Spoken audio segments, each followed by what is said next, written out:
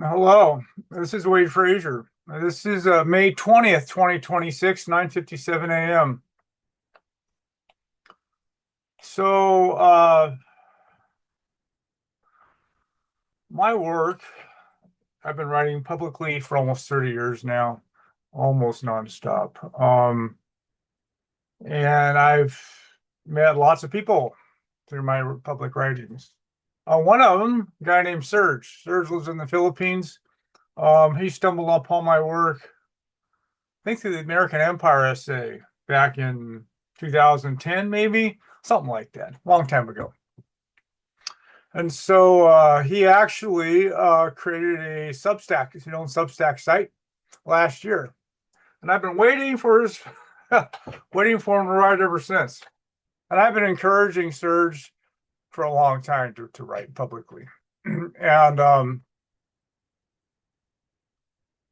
he just made so just in the last day or two, he made his first really his first post. Um, he had me read a draft of it here a couple days ago, and I began weeping near the end of it. So just a sec, I put on pause. Yeah, so yeah, I began crying near the end of it. Um, and we'll get into that post right now. Um, I've been privileged. So Dennis Lee and my mentor, my first professional mentor, were a couple of world-class geniuses, and I sat at their feet for many years, learning from them. And when I meet somebody who I know is smarter than I am, it's a privilege. And so, well, Serge is one of them. So, in fact, in the essay he hit notes that I haven't heard before, and his post can speak for itself. So I've linked, and again, my company post here, I linked to it, but I got some things to say. So, in fact, my previous post was on global warming and the coming El Nino. And Serge actually began his post, I think, independently. I don't think he was writing this before he ever saw my post on that, but I've been writing about global warming for many years. Um, but Serge, he's from the Philippines, and he began his essay writing about the environmental catastrophe that is happening in the Philippines right now. And here comes a super El Nino. So it could be a very rough year for people in the Philippines. And as I wrote, the world's non-industrial nations are actually going to be the most at risk from a problem that the industrialized nations have created. And I see epic crop failures as the biggest single risk, which could lead to nuclear wars. So this is something that, we're dancing along the edge of the abyss these days as a species. Serge, so the first, basically he began his essay writing about the Byzantine Empire. And that's, again, as a comprehensivist, I read quite a bit about the Byzantine Empire and its rise and fall, especially in recent years. So I read two or three books in just last year or so on the Byzantine Empire and its rise and fall.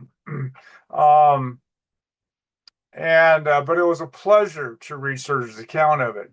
And in fact, Serge used Joseph Tainter's framework about collapsed civilizations and how the Byzantines managed a catastrophic decline in their food supply once they lost control of the Egyptian breadbasket, which produced the region's most reliable crops. In fact, going back, heck, even Egypt. So the Old Kingdom, etc., was about the upriver Nile people conquering the people of the delta of the Nile, and I mean they during the Bronze Age collapse, Egypt fought off the invading sea peoples, and eventually Rome conquered it, and then that was Rome's breadbasket. And then eventually the rise of Islam, they conquered it and cut off the Byzantines from that just the bounty of Egypt's agricultural system as it was watered and fertilized by the Nile.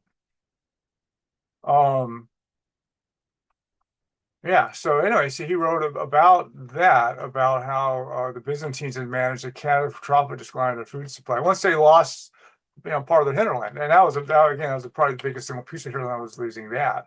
But they lost a lot, right? The Empire, I mean, the Roman Empire fragmented, and again, the Byzantine Empire was all that was left. And they still consider themselves Rome, even though we don't call it that today. In fact, in the bookshelves right behind me, I have, again, this is a topic I've written on quite a bit over the years. In fact, on the bookshelves behind me here are books about running out of energy. Again, the peak Oilers. I was introduced to all this at the peak Oilers back in 2003. And in fact, that's where I found Tainter's work, which that's how Serg found Tainter's work, was through my writings on that. And behind me, I have there are books that are sort of positive about running out of energy. One of them's called The Prosperous Way Down. Another one's called The Upside of Down. And there's others that are more negative about it, such as The Party's Over and Overshoot. So and again, actually, the Byzantine Empire was this example that Serg used on how they were one of these, we'll call it prosperous way down, where they basically downsized. So they basically had to downsize their empire, but it did it in a way that it didn't collapse, which is unusual. Usually they do collapse. And Serge noted, though, that it was low energy transportation lanes, waterways, basically. So the strategic setting of Constantinople allowed it to exploit the hinterland around the Black Sea, around the east end of the Mediterranean. And that low energy transportation lane was allowed it to survive, even though it lost its breadbasket there in Egypt. And again, it lasted 1,000 years longer than Rome did. But as Serge noted, Byzantium never really recovered from the sacking that the Fourth Crusade inflicted on Constantinople. In fact, but it took a huge new cannon was invented to finally breach Constantinople's walls in 1453. And that set in motion European attempts to outmaneuver the Ottomans and get to the Eastern trade, and which led actually to the conquest of Earth by Europe, beginning with the Portuguese and Spanish. And so Serge spent, again, the first part of his essay was all about the Byzantines and how they managed their loss of energy, the loss of their hinterland, and how they're able to take it. In fact, they even had kind of Renaissance periods in all of that. And in fact, in my readings, yeah, in fact, I read a book called The Byzantine World War, which was again 1,000 years ago, where there was this big, again, there were always competing empires back then, rising and falling ever since Sumer. Rising and falling empires have characterized that part of the world for thousands of years, several thousand years. So anyway, so the Byzantines were just one of the many manifestations of imperial humanity, particularly in that part of the world. And Serge, people come to my work from many different avenues, and Serge actually came to my work through my American Empire estate. He was actually raised in the Philippines as sort of like this West worship kind of thing. And so my work put a dent in the West image quite a bit. But Serge, before he ever encountered my work, and when he encountered my work, he was only about 20 or so. And so now he's approaching middle age. But he's read far more Marxist literature than I ever will. Far better read on Marxist literature, and his account of the dynamics of Byzantium's survival and even recovery is fascinating. And yeah, it was really, in fact, probably something on my to-do list to study that stuff more. But all agrarian civilizations were basically fueled by crops, woods, and low energy transportation lanes, which are almost always bodies of water, because water transportation only uses about 1 or 2% of the energy that overland transportation required. And that's why, again, all early cities, all early civilizations were on bodies of water. But all agrarian civilizations were also never sustainable because they also had agrarian civilizations only had small energy surpluses. They were always subjected to the vagaries of the weather. And I've written on these subjects a lot. And the forest to farm to desert dynamic is very clear in the Fertile Crescent. Because again, agrarian civilizations devastated forests, devastated soils, and not to mention devastated the wildlife, so the agrarian civilizations could exist. And so they're never sustainable. They always ran through their energy supply and wrecked the local environment, which was actually in their energy supply. So you chop the forest down like that, and that's a one-way ticket again. So in the Fertile Crescent, there was all these forests that are long gone. In fact, it's desert. And I've written about this quite a bit. But Serg also he was aware that there was a parasite class, basically elites, maybe middle, you could call them, or maybe professional class. There was a parasite class that was a key part of civilizational collapses. And Serg noted that when that parasitism was reduced, then the civilization had a better chance of surviving the downsizing. And he noted that Byzantine Empire was relatively egalitarian, with emphasis on relatively for a few reasons. One of them is that it was still several times as unequal. So the top half 1% of Byzantine society, their share of the lucre was several times higher than the first the top half percent of the United States society. So let me put this on hold for a second. Just a minute. Come on. The Byzantine society, again, relatively egalitarian, but again, they all had this. All the early civilizations had these very steep hierarchies, which were, again, economic, political, social hierarchies that existed in agrarian civilizations, potentates on their thrones, etc. It was all this way, and there was some variation, but in general, of course, they were much poorer than industrial societies. So again, the world's richest man in Europe 303 centuries ago was poorer than in the average American. I'm richer than Louis XIV was. So this is something that, so even though it was, the Byzantines were, relatively egalitarian, that's relative. And again, they're also, they're relatively prosperous, but again, that's relative. And I've written so much that any society in which half its children dies, you can't romanticize any society in which half its children dies. And that was all societies from guerrillas all the way to the Industrial Revolution. So it was, it was pretty grim.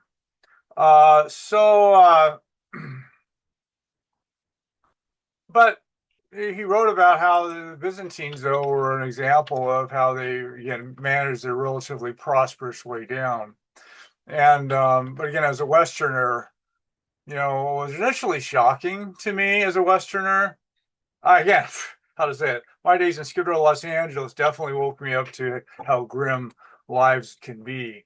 And that was in LA, right? So many people think LA is some kind of paradise. Not so, particularly when you're working at Skid Row. But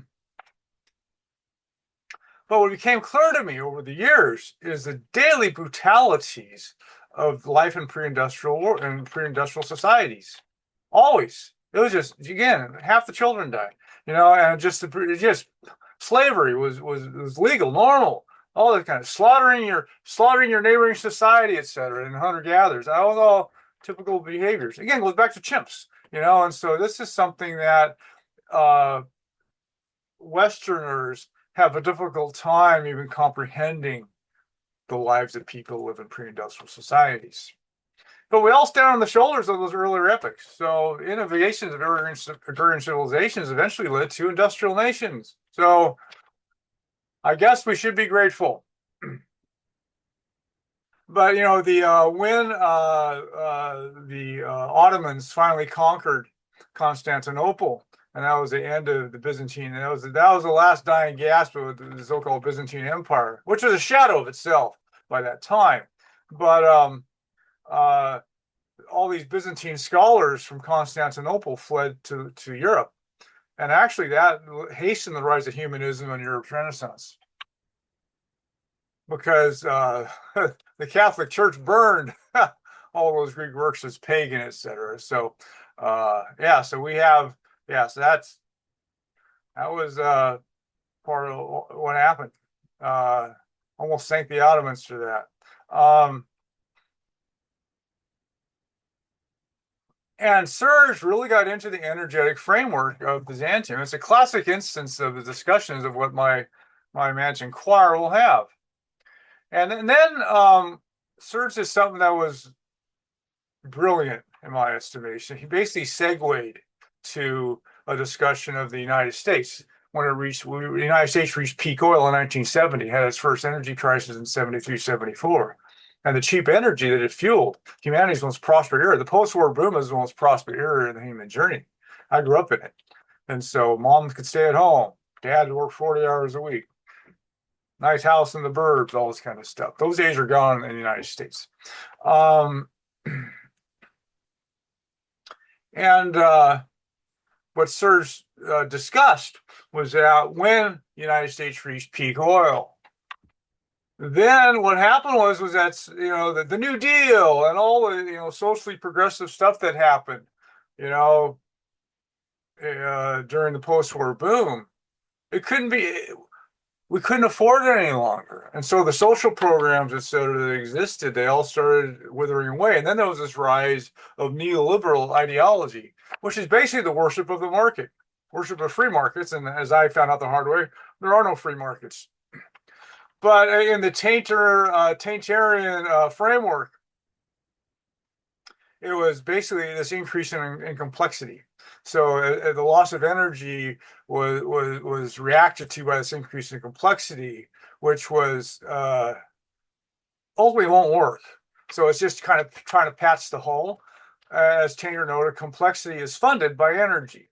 So this whole thing of, and again, Serge had a brilliant discussion of how our big industries and stuff have become far more complex than they were before the rise of neoliberal ideology. So the neoliberal ideology is supposed to make everything better and simpler, et cetera, and it didn't. So, but again, so the social programs of the Democratic left are no longer viable. So, and this is why the Democratic Party gradually sold out to Wall Street and abandoned the working class. That was its backbone. Yeah, so that's over.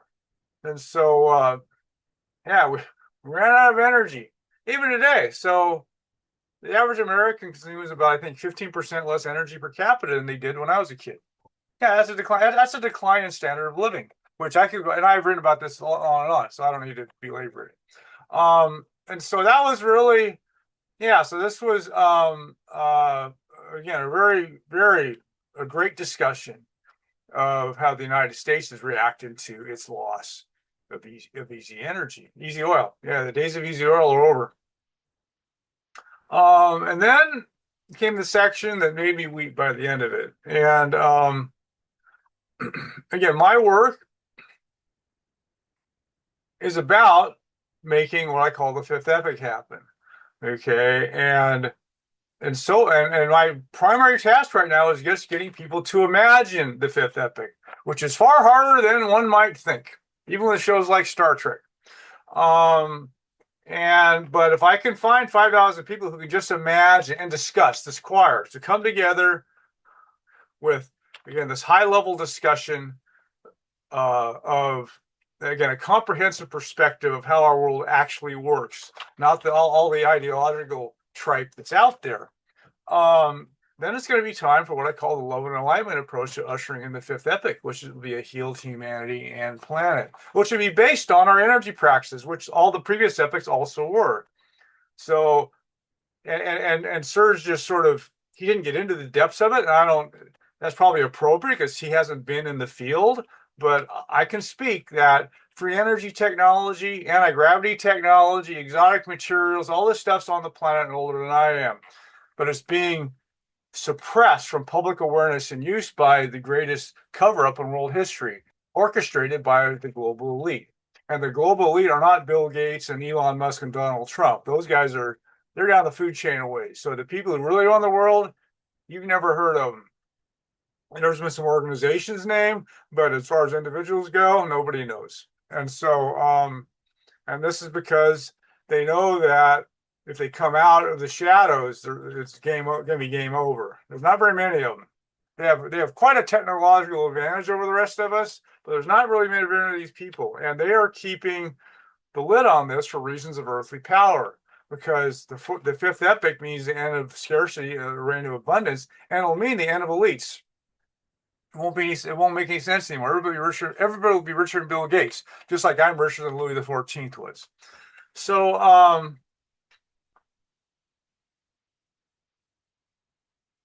and that's so that's what my work's about. So, anyway, so Serge, the last maybe third of his essay was really discussing my work and what I'm doing in trying to build a choir. And I've never seen anything like what he wrote. It's the most brilliant encapsulation of my work that I've seen. He hits notes I haven't heard before. It brought me to tears. And so yeah, so again, in this accompanying post, I quote Serge. I excerpt quite a few quotations from his last several pages because it was awesome. It was awesome to read what I read. And so and I don't want to just sit here and quote Serge. Read the essay, or my accompanying post has again these quotes. But it's he gets it. He understands what I'm trying to do. And not many people on earth do. And so this was really something. Really something.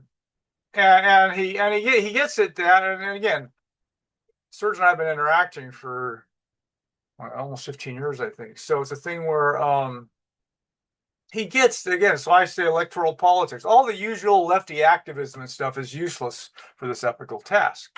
And he also weighed in on Stephen Greer's efforts, which again, he and I both wish Greer the best.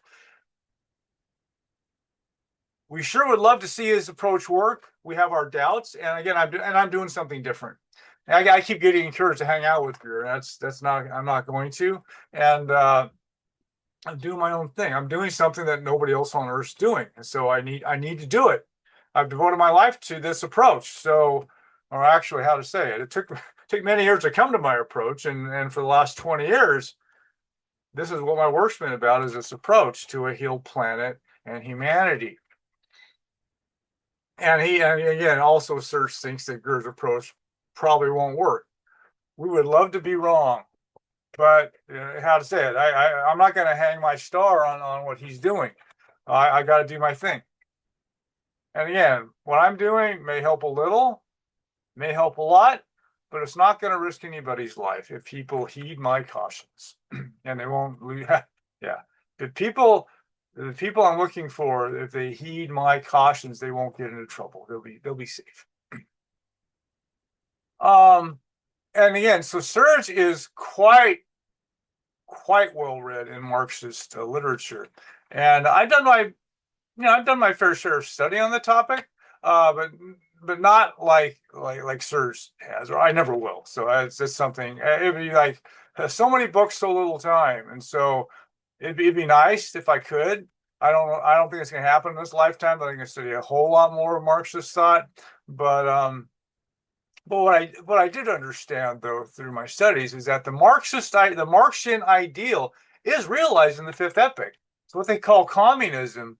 Yeah, communism. If people could see the fifth epic, I guess they call it communism because everything's collectively owned. But everybody's richer than Bill Gates, and so nobody's going to be trying to hoard their stack of chips.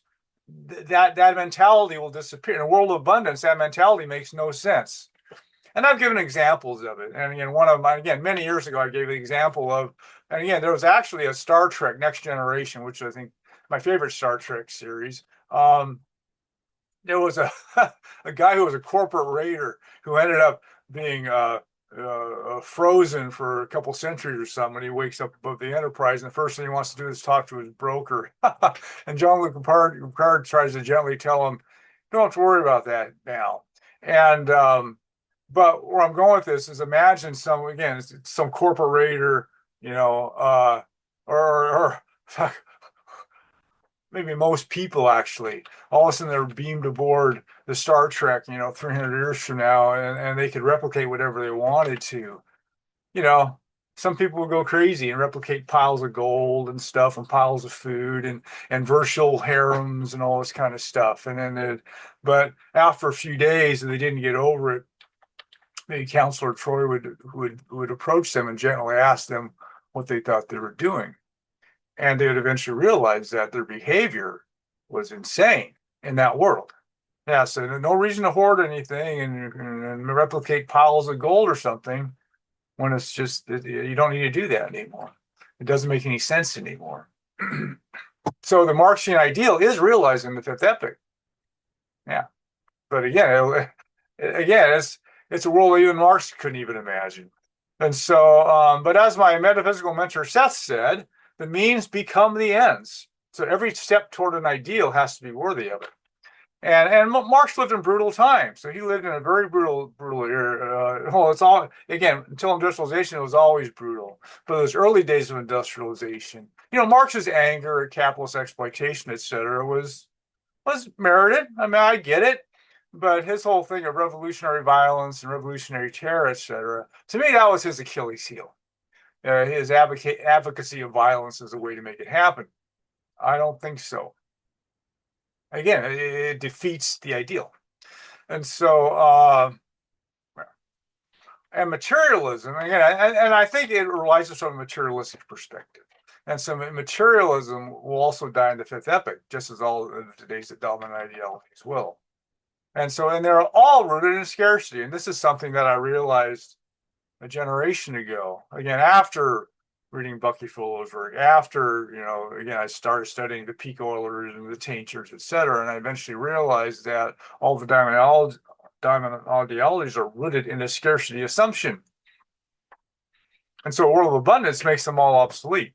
They will become meaningless. Yeah, so all of today's dominant ideologies will become meaningless in what I call the fifth epoch. And Serg also said it. There's actually a term for it today. They call them post-scarcity societies.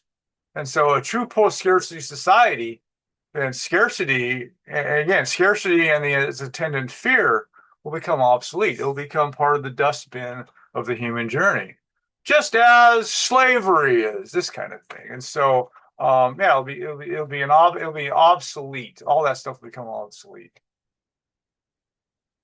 It was something that, again, my ethical framework, I developed it over a number of years. Again, I mean, before I became Dennis's partner, I had a very good idea of the transformative effects of free energy technology. And I created my ethical framework back, around 2007, 8. Again, as I really began studying in earnest for what became my lifetime's most ambitious essay, Energy and the Human Journey, which I published in 2014. It took me a year to write it. It wasn't until I started that process, actually, of studying, and then even as I was writing the essay, it hit me that for all the previous epochs, nobody ever saw them coming. Yeah, so when a new epoch arrived, if you had asked people and beings, if you had tried to explain to them what was coming, they would have no framework to begin to understand what you were just talking about. And one of my examples is to try to go to if you took an English peasant for 1500 and plopped him into the room right here, they wouldn't understand anything of this world. I mean, some stuff would look familiar, like a chair, etc., but most aspects of our world would totally blow them away. They would not understand it at all. And every epoch was this way, so people could not even imagine what was coming. And Serg, again, he understands each epoch, as my definition of an epoch, it was based on its energy practices, from the first stone tools and fire, which led to behaviorally modern humans after a couple million years, to or 3 million years, to the technical proficiency that allowed Homo sapiens to conquer Earth. That was the second epoch, and drove all the megafauna to extinction easy meat in the world was driven to extinction during that, or and again, so the domestication of plants, which was I call the third epoch, and that one actually, so the third and fourth, the domestication revolution and industrial revolution, those two are understood as being big epics of the human journey. The first and the second one, not so much, and the fifth one is my invention. But I realized that for each epic, as I studied this, I realized for each epic, they couldn't see it coming. Nobody saw it coming, and understandably, I said, again, 1500s English peasants, they try to imagine the future, imagine my future. They wouldn't have imagined my future in 1500. They had no framework to understand my life. And Serg, in his discussion of that, he discussed again my epical framework, and he said, that's of the previous epics, that's normal historical materialism. And I'll say Serg is right about that, but I didn't understand that when I wasn't this Marx guy, so I didn't really understand that. I had my own path to this stuff. Ended up in the same vicinity, but I had my own different path. And then also, until it was the last several years, so the last decade or less, as I studied, again, I've studied the rise and fall of probably 20 agrarian empires, and I studied a lot more about hunter-gatherer lives. You see in my big essay from 2014, these are some topics I have studied, but I've studied them a lot more since I wrote that essay when I published it in 2014. And I've studied more about chimps. Again, as a comprehensivist, I keep studying all these. I keep up on well over 100 topics that I write about. I keep up on them. So it's a lot of work, but it's also, to me, it's fun, brain food for me. What I came to understand, though, is that not only couldn't a 1500s English peasant imagine my life today, I have a hard time imagining their life. So yeah, that's the thing. It's like people really can't think outside their epic very well. Even though on Earth today we have people who are farmer agrarian societies, hunter-gatherer societies, even though both of those are not in their pure state, a pre-industrial state, let's say. Yeah, the fourth epoch has touched everywhere on the planet. So, goat herds in Africa still have cell phones and stuff. So yeah, so there are no pure agrarian societies, just like there are no pure hunter-gatherer societies today. But even though there's these quasi third epoch societies, quasi second epoch societies that still exist today, still Westerners have a hard time understanding them. And in fact, there's this thing where there's a lot I've seen in the West. There's been a lot of this judgment of barbaric practices in India, let's say, or the Middle East. And well, they still live in the third epoch by and large. And so the practices they have, which we call barbaric today, well, we did them before industrialization. So to sit there and we're so much more advanced than they are is really, to me, it's a false thing. I mean, how to say it? Give them, again, the benefits of industrial societies. They'll become industrialized. This is what industrialization does. It's not that we're so virtuous. This is what an industrialized lifestyle will do. Yeah, religion loses its grip. Again, there's so many things. Women are no longer supposed to be baby machines. All this. So these changes happen through industrialization, not because we all of a sudden became enlightened in the West. It's not how it worked. So almost nobody can think beyond their own epic. Again, and I've said this, almost nobody can see beyond the horizons of their immediate self-interest. That's just where people are. Everybody's trying to survive. Even in the comfortable West, everybody's worried about, they lose their job, they're gonna, all that kind of stuff. And so it's scarcity. And particularly as we're burning up our primary energy source, fossil fuels, 1 million times as fast as they were created. Yeah, in this century, fossil fuel era is going to be over, one way or another. So back to the fourth epoch, the industrial epoch. It's young, and so that's one of the reasons also we see this. So again, in the United States, red states, I can just I can drive an hour, and I'm in Trump country, right? I'm in the red states where women are still supposed to kind of know their place. You know, right now we have still have assaults on abortion. In fact, the trans craze is coming from so the trans craze is also an attack on women. So women are still fighting for their rights in the United States. They're still being oppressed, still trying to get rights that they should have. Yeah, so no man should be telling a woman about how she's going to manage her pregnancy. Or again, men shouldn't be allowed in women's bathrooms because they call themselves women, this kind of thing. And so, and again, it's the thing where it's young. And so a lot of stuff we see, to me, a lot of the friction I see, et cetera, is just because it's a young epoch. So there's still people with 1 foot in the United States, a lot of people with 1 foot still in the agrarian epoch. And so there's just, again, each epoch has its own sociology, its own political economy. And so right now we see this big clash. And in fact, I've written about this plenty. The biggest contrast that I know of the two epochs is the United States at the eve of the Civil War, with an industrializing free North and an agrarian slave-based South. And so that was a very clear contrast of the two epochs. So, which still reverberates through this nation.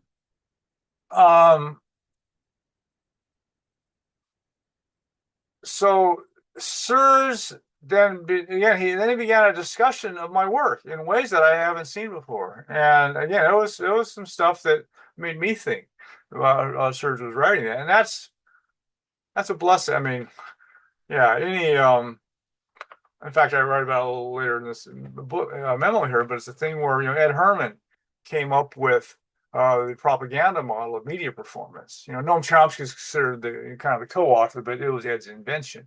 Noam kind of helped critique it, I would say, as Ed was developing. It was really Ed's thing. Well, I became Ed's biographer, and I read quite a few books now of people, of scholars and academics who took Ed's propaganda model and ran with it.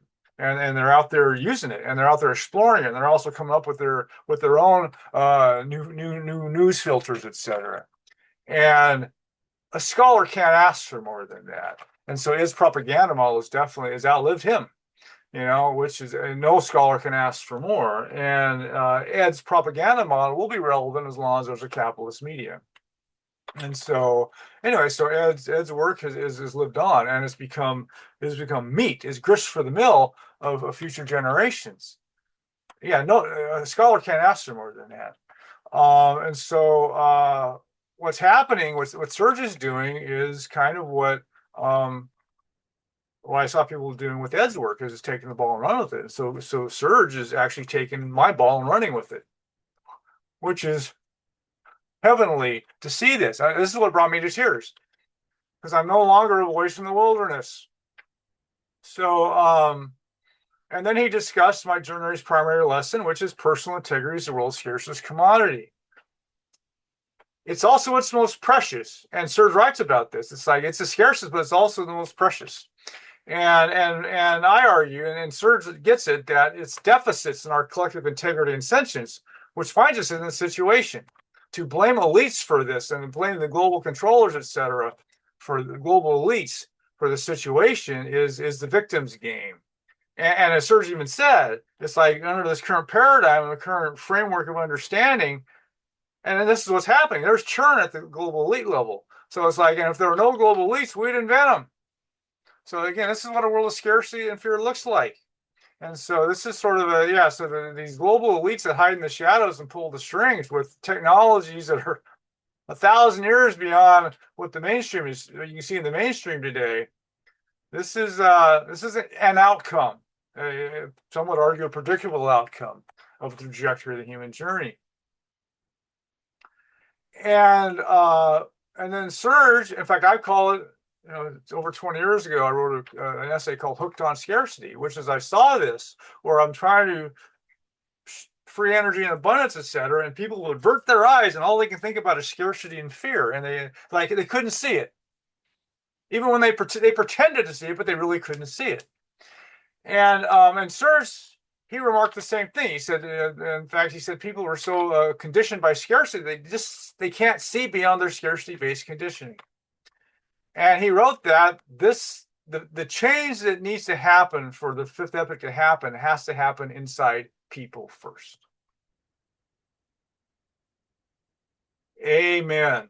And so this is what I call this. And again, I know who I'm looking for. I'm called disillusioned idealists. And so these disillusioned idealists are people whose hearts are in the right place. And they bought the illusion they were sold, and they pursued it to eventually wake up to that it was an illusion that they were sold.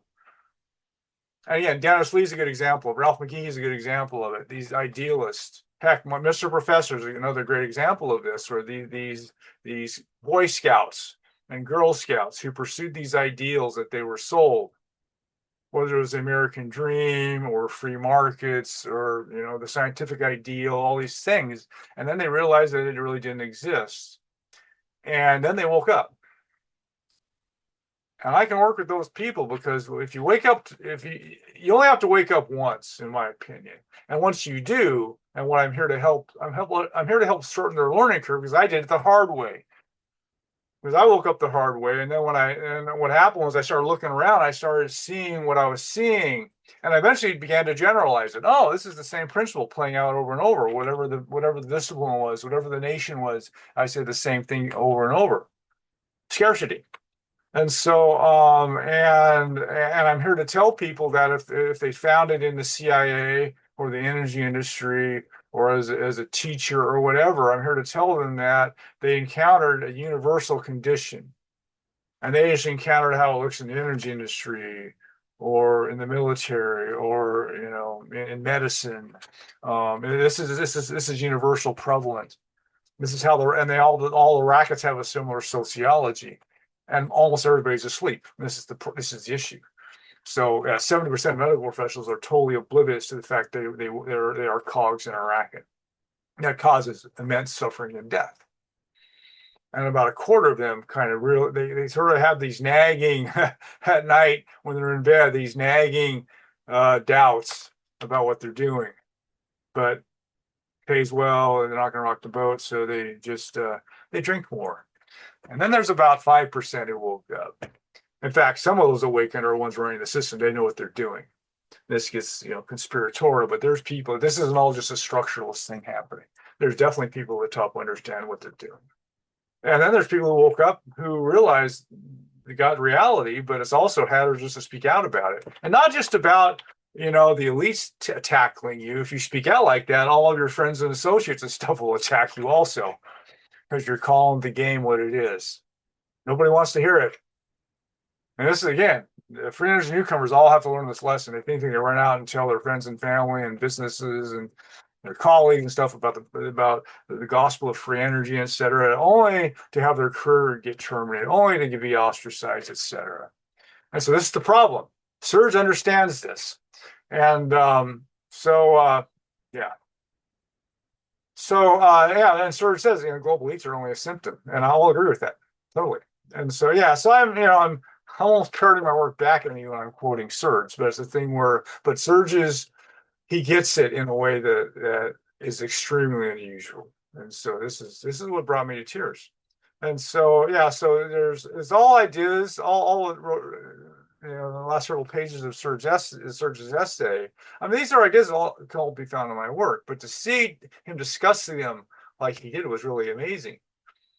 And again, not unexpected. I've been encouraging Serg to write for a long time, and so I've been reading about his work for more than a decade. And there's not too many to understand it like Serg does. And then Serg being with his Marxist background. I mean, he really he has Marxist materialism as a touchstone of this, and how it's very similar, and how my framework though is beyond that. And in fact, he said I kind of go underneath it, and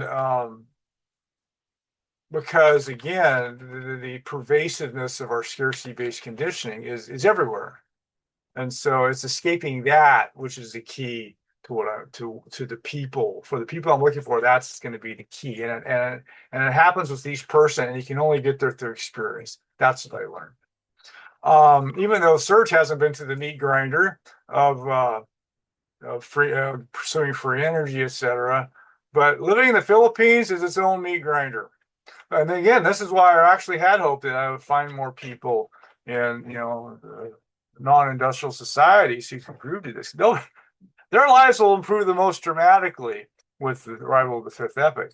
And so anyway, Serg, he's picking my ball and running with it. And I just, wow, all I can say. And I came to my understandings again through my radicalizing journey, really not through academics. And I mean, long years of study have informed my work. But without my journey, none of the rest would have happened, and I likely wouldn't have much for saying. I'd still be naive. Yeah, I can't overemphasize the learning experience that my journey taught me. It was rough. I only had one life to burn up on it too. I don't want to go through any of that again. well, I get contacted by Dennis from jail recently. It's like, oh my God, yeah, it never ends.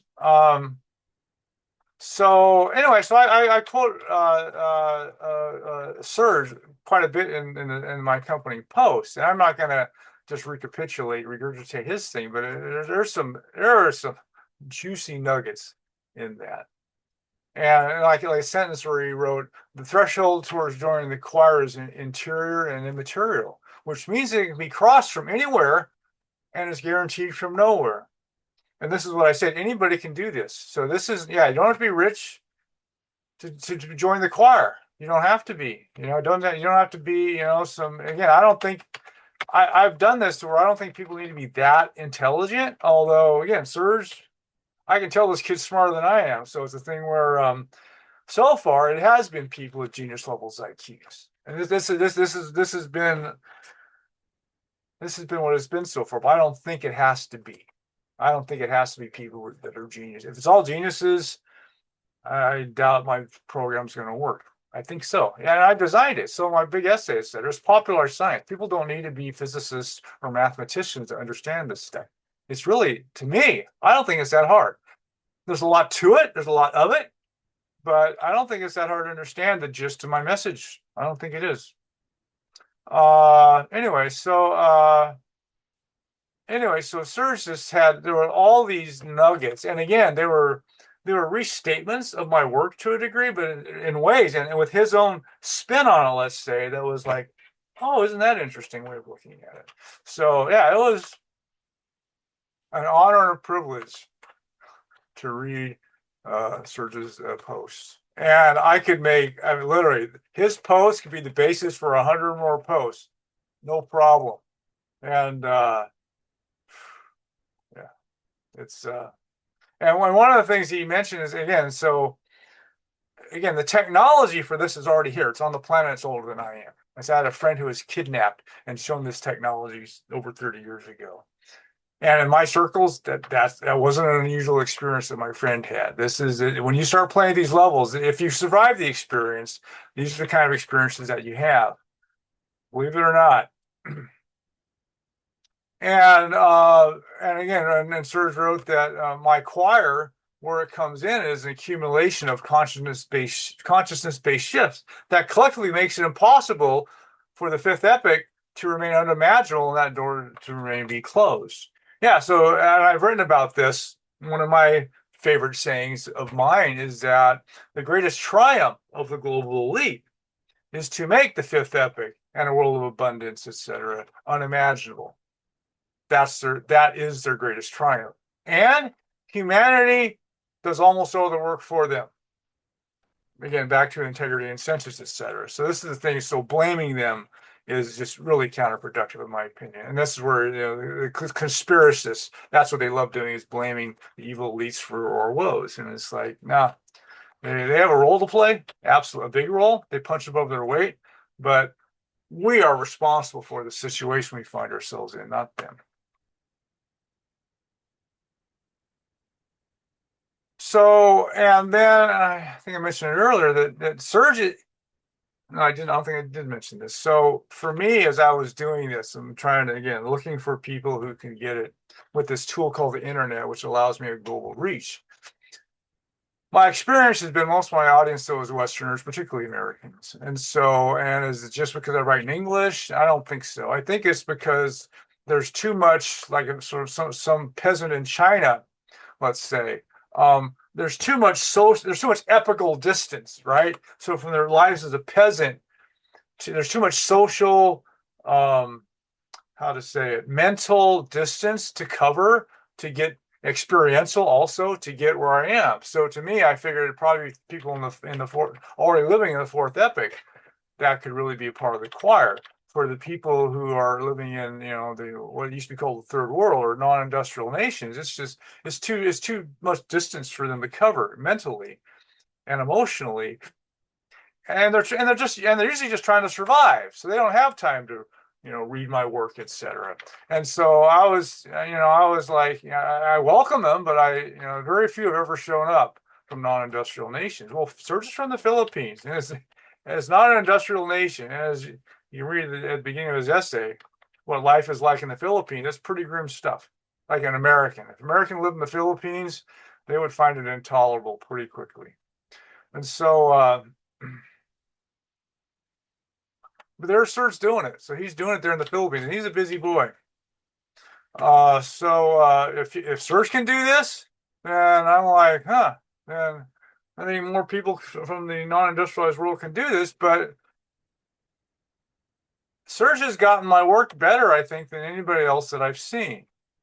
And he's from the Philippines. So come on, Americans, come on, Westerners. This stuff isn't, if he can do it, you can do it. But again, I know that unless they're disillusioned idealists, they're not going to be useful for what I'm doing because they're too stuck. They're too stuck in their ideologies. They're too stuck in their personal survival and their self-interest, etc. And so if people are stuck there, they're not going to, they see my work as a great threat, actually. And so again, this is why you can't go out and tell your friends and family all about the gospel of free energy. All you'll get is denial, fear, ostracism, attacks, etc., which is initially amazing and befuddling, believe it or not. Or again, one of the first things that free energy newbies, the free energy field, they think environmentalists will be natural allies, and they go knock on the door of all the environmental organizations, and not only is nobody home, they usually set the dogs on them. Yeah, they're aware. So the environmental organizations are well aware of free energy. They just regard it as the enemy. And as I mentioned recently, we had dealings with Al Gore, and he's just like, he doesn't want to hear about free energy and transportation nuclear waste. He thinks it's all too dangerous. So, well, that's how to say it. I think that's sort of a disingenuous way to discuss it. Yeah, to have zero discussion, even though these people are well aware of it. And that's the thing what Brian was trying to do. So the proposal that Brian and I wrote for the Department of Energy was about having that discussion about the fifth epoch and what it means. But it's almost impossible to have that discussion today because people keep dragging, and I call it dragging along the baggage of scarcity. So people keep dragging along the baggage of their scarcity-based ideologies and stuff. They can't do it. They're stuck. They're not going to be able to get to where I need them to go. They're not going to be able to be a member of the choir. They can't hit the notes. Well, Serg is hitting the notes. So if he can do it,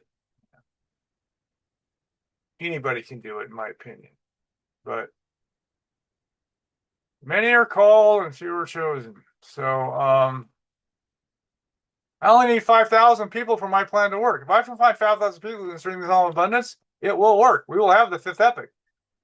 In fact, when I saw Dennis Lee last year, he agreed. If I can find 5,000 people who can sing that song, game over. The fifth epic's on its way. So yeah, so seeing Serg write like he did, it's like gives me hope that my choir did maybe might not be so crazy after all. Like, hey, it can work. And I've been watching Serg, for years, watching him write and stuff. And I'm going, oh, when I see people who get what I'm writing about, who get it, and again, particularly what Serg just did, it's like, well, okay, this will work if I can find it. Yeah, it will work if I can find the people for it. But people like Serg are few and far between. But we're going to keep doing it. I hope to have another 30 good years in me. So we'll see what kind of a dent we can make. So, and that's enough. I'm still recovering from reading Serg's post. So that's the most brilliant exposition on my work that I have yet to see. And so that's what my work's all about. So Serg, man, oh man. So I'm still getting over that, which is a good thing. So that's all I have for today. Bye for now.